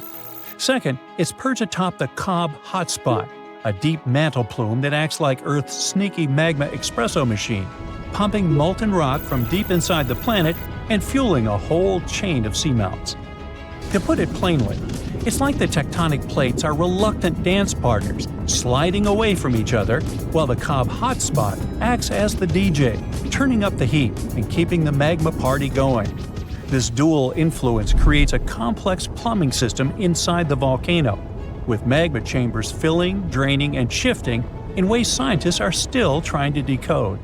The competition between the spreading plates and upwelling magma is what gives axial its unique geological fingerprint, and it's also why this volcano keeps surprising us. Now, we said that Axial's summit isn't just a crater. The truth is that inside, the action gets even weirder and cooler, well, hotter, but you get it. Axial hosts black smoker hydrothermal vents, which blast superheated water at temperatures exceeding 700 degrees Fahrenheit. This is no ordinary underwater hot tub. These vents create one of Earth's most extreme environments, where bizarre creatures thrive in total darkness and scalding heat. Giant tube worms, crabs, colonies of bacteria, and even octopuses live off the mineral-rich plumes that gush from these vents, forming ecosystems completely independent from sunlight and photosynthesis. It's like an alien world beneath the waves, thriving off the volcano's fiery breath. These vent communities are crucial to science, not just because they're strange, but because they may resemble the earliest ecosystems on Earth. Some researchers believe life on our planet may have originated in similar deep-sea hydrothermal environments billions of years ago. Studying them could also help us search for life on icy moons, like Europa and Enceladus, where similar vents might exist beneath their frozen surfaces. When axial erupts, it's like a natural reset button for these communities. The lava wipes everything out, but within months, life comes roaring back. Proof that even in the most hostile environments, real estate is always in demand. For those worrying about tsunamis or coastal disasters, relax. Axial's eruptions are the underwater equivalent of a slow cooker. The immense water pressure keeps things chill, well, scalding, but not explosive. So the worst thing that happens is some lava decorates the seafloor, and a few crabs have to find new vents to squat in. This means no massive ash clouds or explosive blasts that could reach the surface. Instead, lava oozes out and spreads across the seafloor, sometimes traveling for miles. But for scientists, this eruption is the golden ticket. Understanding axial's patterns could help predict eruptions elsewhere, even on land. Plus, its bizarre ecosystems offer clues about how life might survive on other planets. Not bad for a volcano that mostly just sits around looking rectangular. Still, the volcano's activity can be heard in the form of thousands of small earthquakes every day. Thousands! As if the volcano itself was groaning and creaking, preparing to burst open. Again, we won't feel a thing, but at least they'll help scientists track the magma's movements and the volcano's eruptive cycle. Now, one of the coolest parts of this story is that scientists are preparing to live-stream Axial's next eruption for the first time ever. Imagine watching an undersea volcano in action, live, as it's painting the ocean floor with fresh lava. It's like a front-row seat to a natural fireworks display, thousands of feet beneath the waves. The livestream will come courtesy of the Ocean Observatory's initiative, which maintains a series of fiber optic cables linking Axial's instruments directly to shore.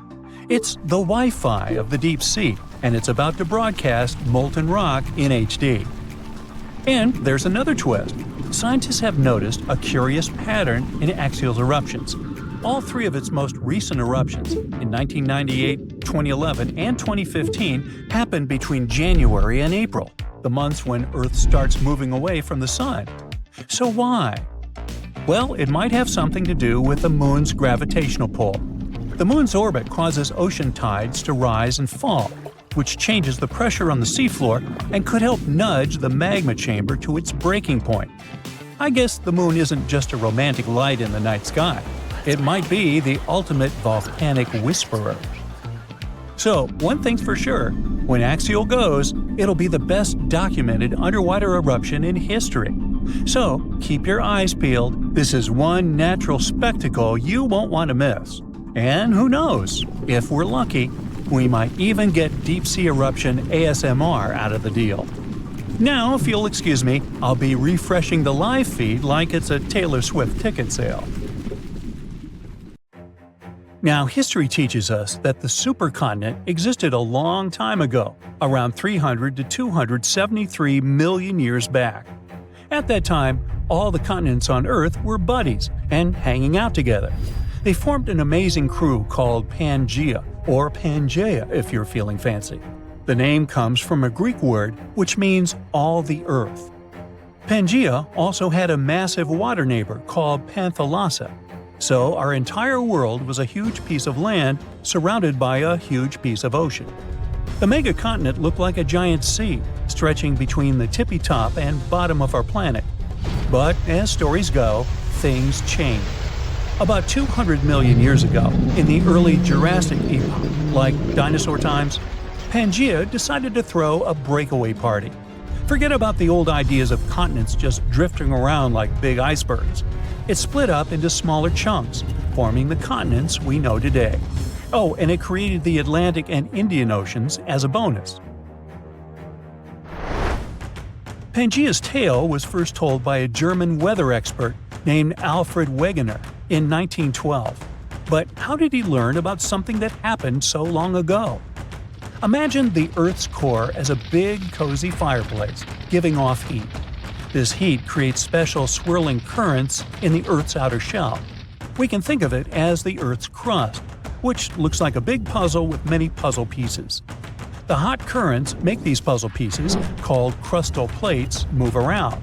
Sometimes they push apart, sometimes they crash into each other, and sometimes they slide past one another. It's like a fantastic dance party that goes on beneath our feet. One day, Wegener looked at the shapes of the continents and thought that, hey, those coastlines of South America and Africa kind of fit together. And they really did. So he imagined that way back, all of the continents hung out together as one big landmass. But he couldn't just go and say that without any proof.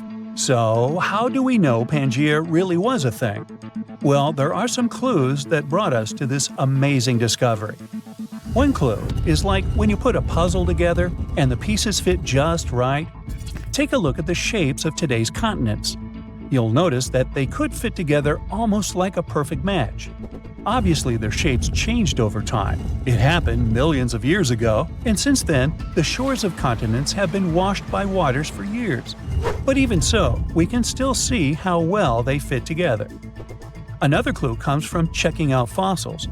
We know that ancient animals left a lot of fossils behind. That's how we learn their history and what species there were. But when scientists compared fossils found on different continents, they found something interesting. These fossils look similar. Surprisingly, they belong to the same groups of animals, even though they were far apart. It's not like these animals could swim across the ocean on their four paws. And it's unlikely that this particular type of animal originated in two places at the same time. And finally, the mountains. Imagine exploring underwater and finding huge mountains in the oceans. These underwater ranges and deep trenches are like scars from when Earth's tectonic plates moved around. They serve as another proof that the continents are part of something bigger. When you look at these things together, you get a pretty clear picture. The Earth's continents were once huddled together in the supercontinent. They've since gone their separate ways, but the memories of their grand adventure are still written in the shapes of coastlines, the rocks they left behind, and many more. But it's obvious to us now. At the time of Wegener's discovery, there were different ideas flying around. Some folks thought that the continents sank down to make the oceans, but Wegener had a different take. He thought that the continents are always on the move. He even came up with a fancy phrase, continental drift, to explain it. Later, he was joined by another scientist named Alexander du Toit. He added a little twist to the story, suggesting there were two original continents, Laurasia in the north and Gondwana in the south. But the real party didn't start until the 1960s, when scientists figure out the secret ingredient in this recipe, plate tectonics. And finally, this theory explained everything Wegener and du Toit talked about. Wegener's theory was proven correct after 50 years. As time passed, we learned more and more about our planet. We found out that the Earth used to have multiple supercontinents.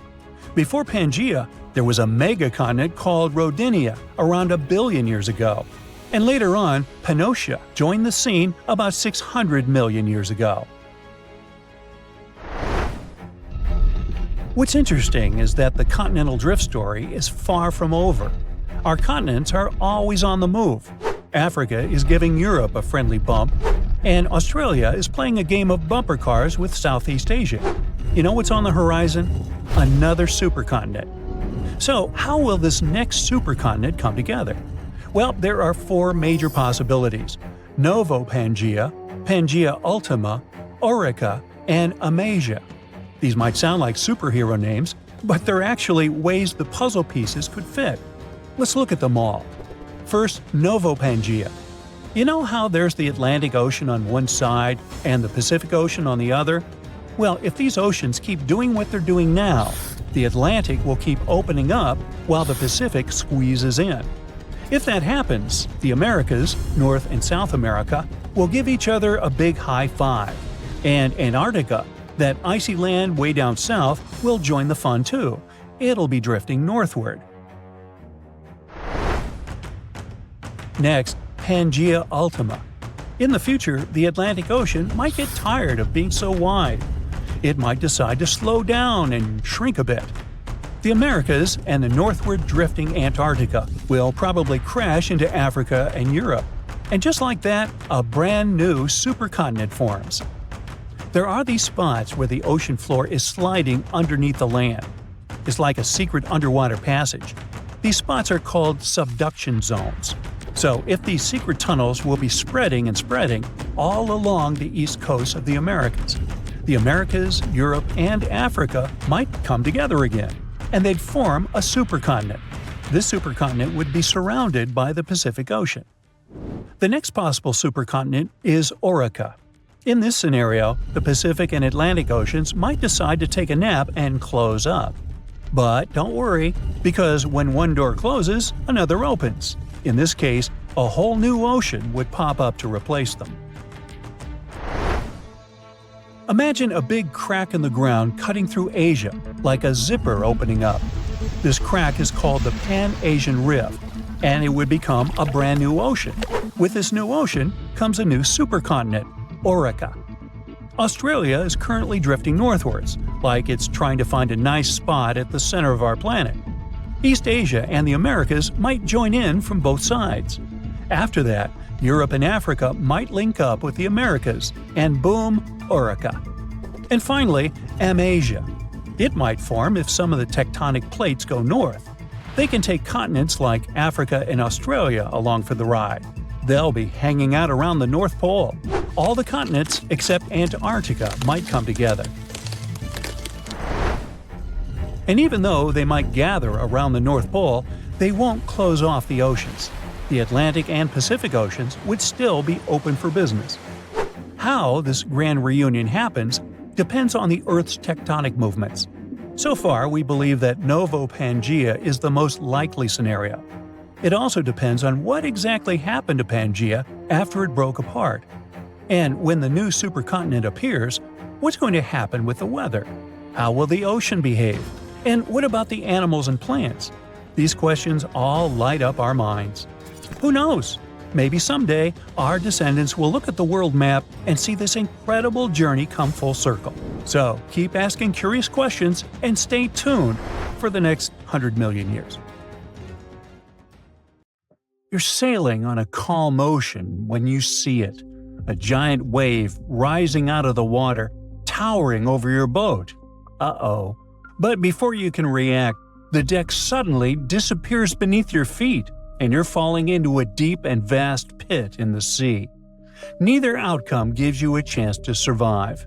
Apparently, the ocean can both crash down on you and suddenly drop away beneath your feet. It's not your day. Well, in the first case, it will be a giant rogue wave. These waves are huge and dangerous ocean waves that appear suddenly and are at least twice as tall as the waves around them. These waves can rise up in the open ocean without warning and may move in a different direction than the wind and other waves. They're extremely dangerous, even for big ships, because they form super quickly and grow to be exceptionally large. But there's even a scarier threat in the ocean: rogue holes. Those are massive pits in the water, and until recently, no one could confirm their existence. They are the opposite of rogue waves. Instead of a huge wave rising up, they are deep dips in the ocean that appear suddenly, sometimes just before or after a big wave. The water drops sharply, often surrounded by normal-sized waves on either side. When the difference between the top of the waves and the bottom of the dip is much bigger than normal, it can be just as dangerous for ships as a giant 80 to 100-foot wave. Now, scientists have figured out that big waves and deep dips often happen together, so the danger they present now doubles. ESA's Max Wave project was studying rogue waves when they found evidence of rogue holes. After that, researchers even recreated rogue holes in a large water tank to study them safely. And they found out that, apparently, rogue waves and rogue holes come from the same hidden pattern in the ocean. You see, the Max Wave project didn't officially list rogue holes as a separate type of wave, but scientists did notice something unusual in their data. They saw deep drops in the ocean surface appearing together with very large wave peaks. This suggested that rogue holes might exist, but there was not enough evidence to confirm it. To test this idea, a team of researchers at Kyoto University recreated ocean-like waves in a long wave tank, about 50 feet long. It worked like a controlled mini-ocean where scientists could carefully adjust wave size and speed. Inside this tank, they were able to create both giant rogue waves and deep rogue holes. The rogue holes looked like sudden voids in the water, deep dips surrounded by normal-sized waves, like the ocean briefly sank down in one spot. It's similar to a sudden pothole appearing on the road, but filled with moving water instead of asphalt. So imagine normal waves as fast repeating bumps moving across the water. Now imagine a much slower, bigger wave on top of that. It looks like a rolling hill that lifts everything up and down. This bigger wave controls how strong the smaller waves are. If the hill hits a wave right when it's already at its highest point, the wave grows into a huge rogue wave, as if someone stacked one wave on top of another. But if that same hill pushes down when a wave is at its lowest point, it creates a deep hole in the water instead. It's like the ocean suddenly drops beneath your feet. So it's the same process, just timed differently. At times, it creates a giant wall of water, and at other times, it's a sudden dangerous drop. So the results of the experiment matched the mathematical predictions. They proved that those strange wave patterns were not just a theory, but something that can really happen in the ocean. In 2016, scientists compared mathematical models with real ocean measurements and found patterns that match both giant waves and deep holes in nature. Of course, in the real ocean, these shapes are not perfectly smooth like in experiments. The waves often have sharper, uneven edges, like a hill that is steeper on one side than the other. But even with these differences, they still follow the same hidden structure. This confirms that rogue waves and rogue holes are really two kinds of the same ocean event. They're just shaped differently by timing and energy. Meanwhile, we still really don't know the ocean. Most of it is a mystery to us. Less than 1/1000th of the seafloor has been seen up close. Imagine the size of Rhode Island or Luxembourg, hey, pick one. That tiny bit is what we have mapped. Everything else, deep trenches, cracks, caves, massive underwater mountains, remain blurry on our maps. Many phenomena went unexplained for centuries, too. For example, sailors kept reporting enormous waves that suddenly towered over everything else, sometimes more than twice the height of normal waves. Back then, most people thought these reports were exaggerations, like spotting mermaids or a giant squid. But those waves were real. Now, in 1826, Dumont d'Urville, a French naval officer and explorer, sailed the Indian Ocean on the ship Astrolabe. Yeah, it's a bad French accent. He saw waves of at least 80 to 100 feet tall during a violent storm that took the life of a crew member. At that time, scientists thought waves couldn't exceed about 30 feet. So, even though his account sounded unbelievable, D'Urville insisted on recording it. And guess what? Yup, instead of being praised, he was laughed at. Okay, I'll stop. Now, even earlier, in August 1498, during his third voyage to the Americas, Christopher Columbus and his crew heard an enormous roar from the sea and saw a wave rising behind their ships. It was as tall as the masts. The wave lifted the ships higher than anything they had ever experienced, and then dropped them into a massive trough. It was like a roller coaster made of water. Now, modern oceanography has confirmed that such colossal waves do exist. They're like skyscrapers suddenly appearing in the middle of a calm sea.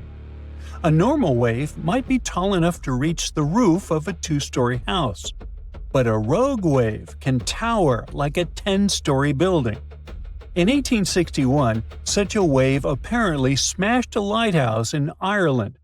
It shattered lamps and sent debris tumbling down a lighthouse staircase. To do that, the water had to climb a 130-foot cliff and then an additional 85 feet of the lighthouse structure. It's almost as tall as a 20-story building. Rogue waves appear suddenly, often without warning, in the middle of the ocean. These waves form when winds, currents, and smaller waves line up just right, making a single giant wave much taller than the others around it. They aren't tsunamis and aren't caused by earthquakes or volcanoes. Physicists model this using something called the nonlinear Schrödinger equation, but basically, it just explains how the ocean can suddenly make a giant wall of water. On January 1, 1995, the Dropner wave struck an offshore gas platform in the North Sea off Norway. It measured 84 feet. This was the first time a rogue wave was officially recorded, proving those monster waves were real. But scientists still consider them rare. Well, by the year 2000, the European Space Agency's Max Wave project confirmed that rogue waves were more common than anyone thought. Using radar from ESA satellites, scientists studied the global ocean and found many waves exceeding 82 feet. Some of the largest recorded waves even reached 98 feet near Newfoundland. Suddenly, what people used to brush off as sailor stories turned out to be terrifyingly real. On the 17th of November 2020, a weather buoy near Vancouver Island, Canada, recorded a very unusual wave in the Pacific Ocean. The wave reached about 58 feet, while the surrounding waves were only about 20 feet. This made it much larger than normal waves around it. On the 29th of November 2022, a rogue wave hit the cruise ship Viking Polaris near Antarctica. One person lost their life, several others were hurt, and the trip was canceled. On the 18th of September 2023, a large wave hit a beach restaurant in South Africa. 7 people were injured, and one person was swept out to sea but luckily rescued. And on the 20th of January 2024, powerful waves hit a U.S. military site in the Marshall Islands. Buildings were damaged, some areas were flooded, and waves moved far inland, showing how destructive these events can be. The Empire State Building's tower was designed to serve as a docking station for dirigibles. At that time, people believed that these airships would become the main means of transportation in the future. The project included gangplanks, check-in and customs offices, and so on. But then the engineers realized that the wind up there was too strong for their plans, and they gave up on their idea. Angel Falls, the largest uninterrupted waterfall on the planet, is more than twice as tall as the Empire State Building. During the dry season, the falling water sometimes evaporates before it reaches the ground. One of the most mysterious sounds ever heard on Earth was the bloop. It occurred in 1997 and resembled the noise of marine animals, but the volume was too great for a sound produced by a living creature. The bloop continued for 1 minute. It started from a low rumble and then rose in frequency.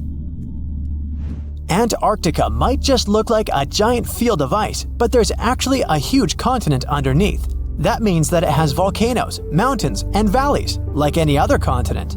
Scientists have recently discovered that the Antarctic landmass has the lowest point on the planet, as well as huge mountain ranges.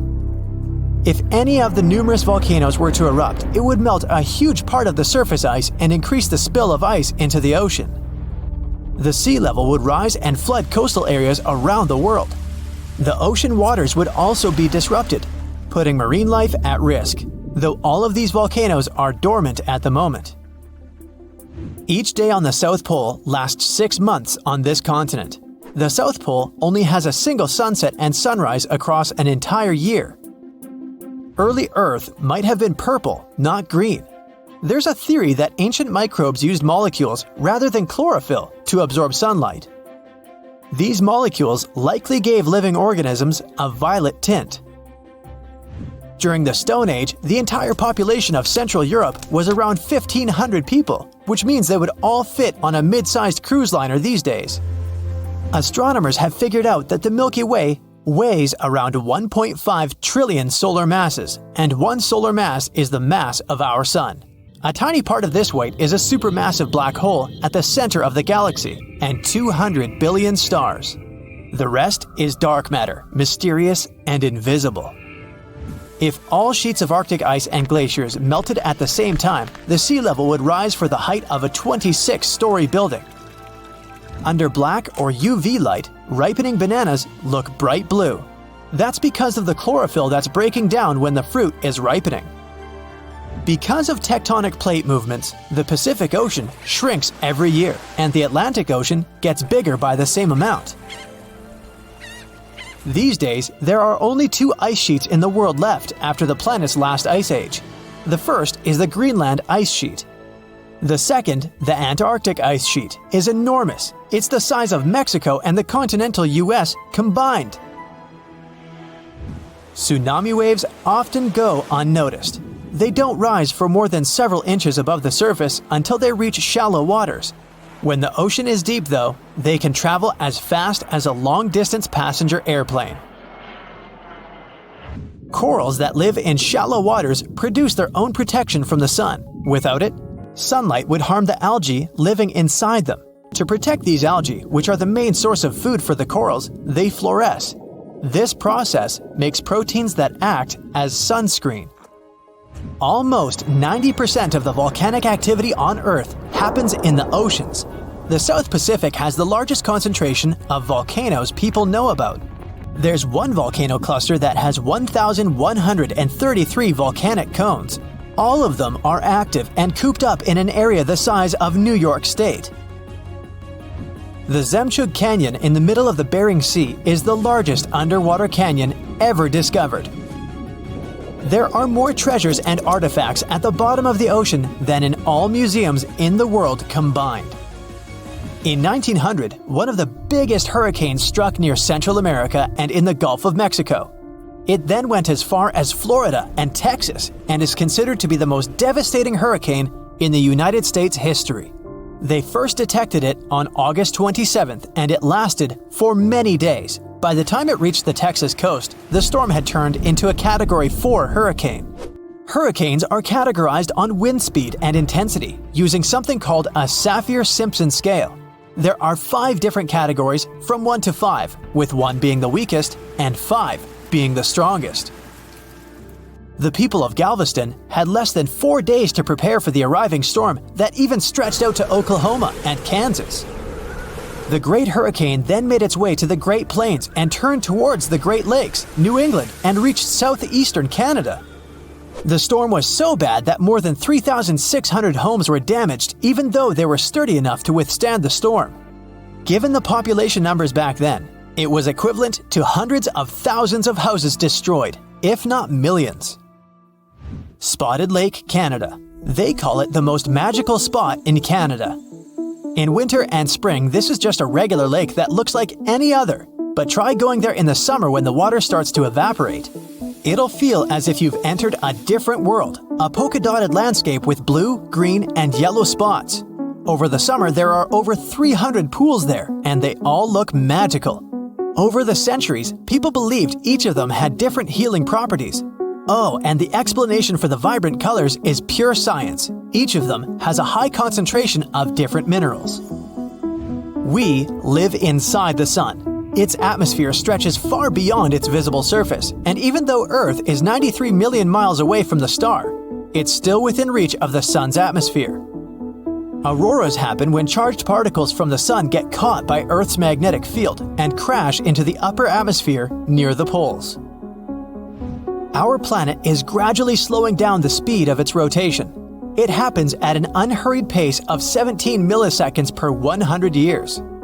Because of this, our days are becoming longer, and still, only after 140 million years, a day on Earth will last 25 hours. Earth's southernmost continent, Antarctica, is only the 5th largest one, but it contains almost 70% of the planet's fresh water and 90% of the world's ice. Antarctica is also considered to be a desert. Lots of rocks on Earth have a Martian origin. Scientists analyze the chemical content of some meteorites found in the Sahara Desert, Antarctica, and other places. It turned out that these rocks had arrived from the Red Planet. The largest sandcastle in the world is located in Denmark. 30 sand sculptors who created it used more than 5,000 tons of sand. To make it more durable, they added 10% of clay, together with a layer of glue. They built it to stand tall against long and stormy winters.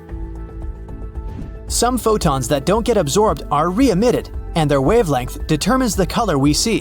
When you expose a material to sunlight or photons of higher energy, it can damage its chromophores, which is why they won't be able to emit photons at certain wavelengths. Red materials fade in sunlight the most.